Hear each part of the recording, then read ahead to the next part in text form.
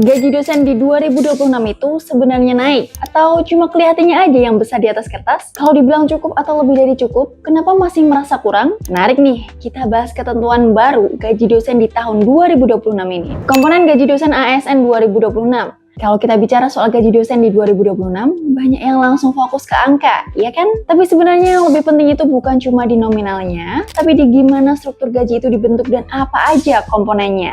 Oke, dalam Permendikbudristek nomor 52 tahun 2025, khususnya di pasal 54 yang merujuk pada kebijakan gaji ASN terbaru, dijelasin kalau gaji dosen itu masih berbasis pada sistem golongan sebagaimana diatur dalam Peraturan Pemerintah nomor 5 tahun 2024. Artinya, posisi akademik dan kualifikasi pendidikan masih jadi penentu utama. Buat rekan dosen dengan kualifikasi S2, umumnya di golongan 3. Kisaran gaji pokoknya itu berkisar sebagai berikut. Kita lihat sama-sama nih. 3A, 2,7 sampai 4,5 juta. 3B, 2,9 sampai 4,7 juta. 3C, 3 sampai 4,9 juta. Dan 3D, 3,1 sampai 5,1 juta. Sementara buat rekan dosen dengan kualifikasi S3, golongan 4, skalanya mulai naik nih. Antara 4A, 3,2 sampai 5,3 juta. 4B, 3,4 sampai 5,6 juta, 4C 3,5 sampai 5,8 juta, 4D 3,7 sampai 6,1 juta, 4E 3,8 sampai 6,3 juta. Kalau dilihat sekilas nih, angka ini memang kelihatannya standar ya rekan dosen. Bahkan bagi sebagian orang mungkin nih ya, rasa nggak terlalu besar. Tapi dari sini banyak yang keliru buat memahaminya. Karena gaji pokok rekan dosen ASN itu bukan cuma satu-satunya sumber penghasilan, melainkan fondasi dari berbagai tunjangan yang melekat. Beberapa komponen tambahan yang otomatis mengikuti, mulai dari tunjangan keluarga, istri, suami, dan anak, tunjangan makan harian, tunjangan jabatan struktural kalau ada. Jadi, memahami gaji dosen tuh nggak berhenti di angka pokok aja,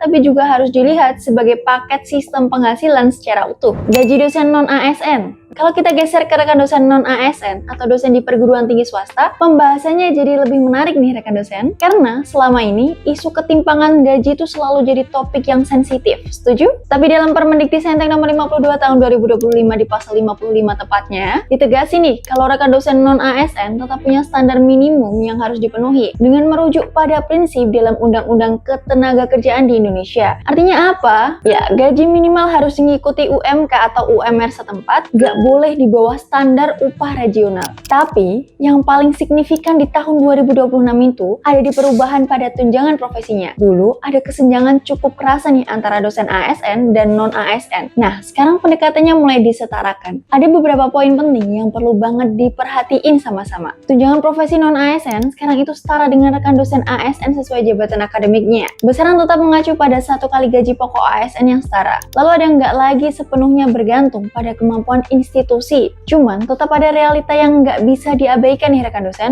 Mulai dari gaji pokok non-ASN yang sangat bergantung pada kebijakan kampus, institusi masing-masing. Nggak semua nih kampus punya kemampuan finansial yang sama dan variasi antara perguruan tinggi bisa sangat jauh. Jadi, walau secara regulasi kelihatannya setara, dalam praktiknya kualitas institusi masih sangat menentukan kesejahteraan dosen. Ngomong-ngomong soal karir dosen, ternyata yang bikin capek itu bukan ngajarnya, ya nggak rekan dosen? Tapi administrasi dan kewajiban karirnya ya. Kita harus paham RPS, ngurus PKD, ngerti sistem sister, nyusun roadmap penelitian, sampai mikirin target publikasi ke jurnal Scopus atau Sinta. Dan jujur, banyak dari kita belajar itu semua sendiri, trial dan error. Nah, kalau rekan dosen ngerasa di posisi itu, coba deh cek e-course karir dosen dari duniadosen.com. Di sana ada kumpulan e-course khusus pengembangan karir dosen, mulai dari cara menyusun RPS yang rapi, memahami akun sister biar nggak bingung saat pelaporan, bikin roadmap penelitian jangka panjang, sampai strategi supaya risetmu bisa tembus publikasi bereputasi. Belajarnya fleksibel, bisa diakses kapan aja,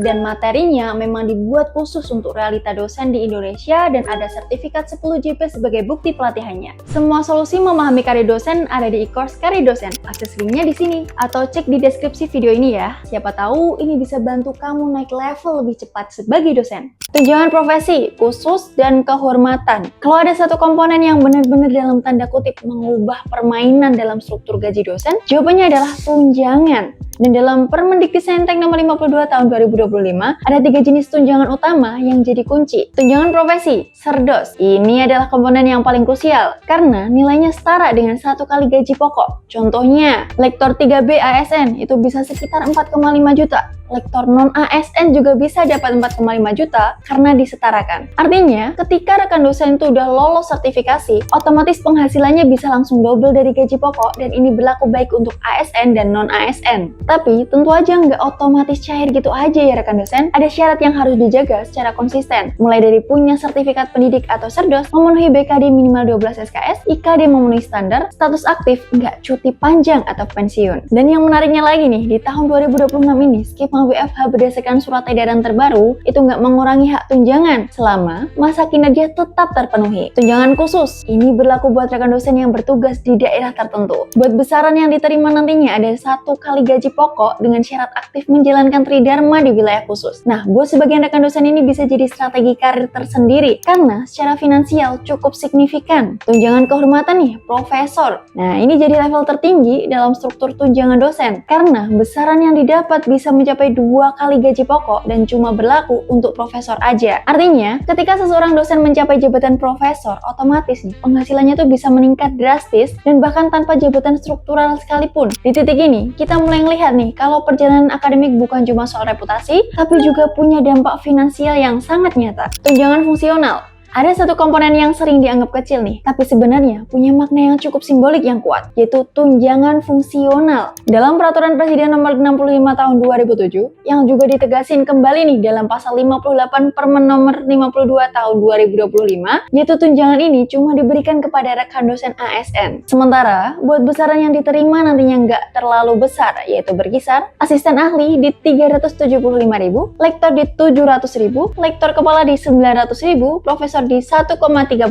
juta. Kalau dilihat dari nominalnya, mungkin kerasa banget kecilnya dibanding sama tunjangan profesi. Tapi justru fungsinya bukan cuma tambahan uang, karena tunjangan ini adalah bentuk pengakuan formal atas jabatan akademik, indikator posisi dalam struktur karir dosen, dan penanda progres profesional. Buat rekan dosen non-ASN, emang belum ada skema serupa, tapi sebagai kompensasi tidak langsung, biasanya tersedia hibah penelitian, inisiatif publikasi, dan dukungan program pengembangan karir. Dan ini seringkali justru jadi peluang buat ningkatin penghasilan secara lebih fleksibel. Kalau kita simpulin, gaji rekan dosen di 2026 itu sebenarnya bukan kecil, tapi juga nggak sederhana. Karena yang menentukan bukan cuma seberapa golongan kita atau berapa lama kita mengajar, tapi lebih ke apakah kita udah tersertifikasi, apakah kita konsisten ngejaga kinerja, dan apakah kita strategi dalam ngebangun karir. Karena di sistem sekarang yang membedakan bukan cuma status ASN atau non-ASN, tapi gimana kita memainkan seluruh komponen yang ada. Kalau video ini bermanfaat, jangan lupa klik subscribe dan share ke rekan dosen lainnya. Like dan komen di bawah ini apa yang perlu kita kulik lagi seputar karir dan akademik dosen. Sampai jumpa di video selanjutnya.